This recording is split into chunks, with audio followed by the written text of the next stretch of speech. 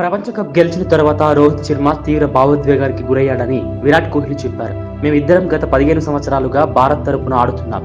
ప్రపంచ కప్ గెలవాలనేది మా కల. వరల్డ్ కప్ గెలవగానే రోహిత్ చాలా భావోద్వేగానికి గురయ్యాడు. అతడిని అలా చూడటం అదే మొదటిసారి. రోహిత్, నేను ఇద్దరం ఏడ్చేశాం.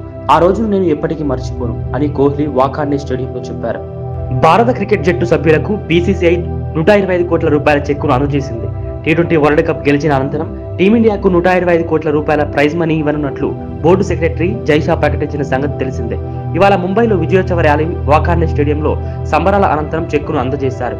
వరల్డ్ కప్ తో విజయోత్సవ యాత్ర అనంతరం టీమిండియా వాకాండే స్టేడియానికి చేరుకుంది. ఈ సందర్భంగా రోహిత్ శర్మ, విరాట్ కోహ్లీ సహా జట్టు సభ్యులంతా కలిసి డ్యాన్స్ చేశారు. ఇందుకు సంబంధించిన వీడియో సోషల్ మీడియాలో వైరల్ అవుతుంది. టీ20 వరల్డ్ కప్ గెలిచిన భారత్ జట్టు ముంబైలో విక్టరీ పరేడ్ నిర్వహించింది. రోడ్డుపై వేలాది మంది అభిమానులు వారికి స్వాగతం పలికారు. అయితే ప్లేయర్లను దగ్గర నుంచి చూడాలని ఓ అభిమాని రోడ్డు పక్కనే ఉన్న జట్టుపైకి ఎక్కాడు. బస్సు చెట్టు దగ్గరికి రాగానే ప్లేయర్లు అతడిని చూసి ఒక్కసారిగా భయపడ్డారు. అనంతరం అతడు అభిమాని అని తెలుసుకుని నవ్వుకున్నారు. కాగా కాసేపట్లో ప్లేయర్లు వాకాండే స్టేడియానికి చేరుకోనున్నారు. ముంబైలో టీమిండియా విజయోత్సవ ర్యాలీకి అభిమానుల నుంచి విశేష స్పందన లభించింది. లక్షలాదిగా తరలి రావడంతో ముంబై వీధులు సముద్రాన్ని తలపించాయి.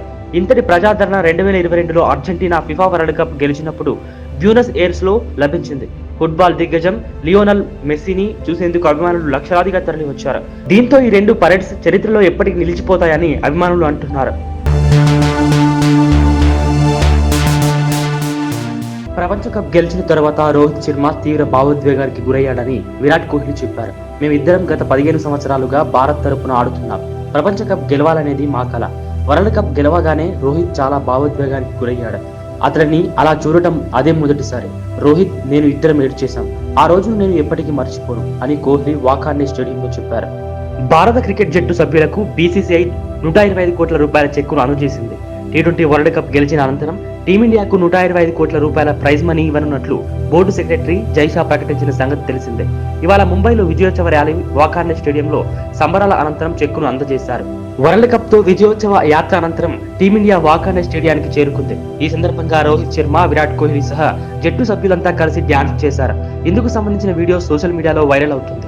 టీ20 వరల్డ్ కప్ గెలిచిన భారత్ జట్టు ముంబైలో విక్టరీ పరేడ్ నిర్వహించింది. రోడ్డుపై వేలాది మంది అభిమానులు వారికి స్వాగతం పలికారు.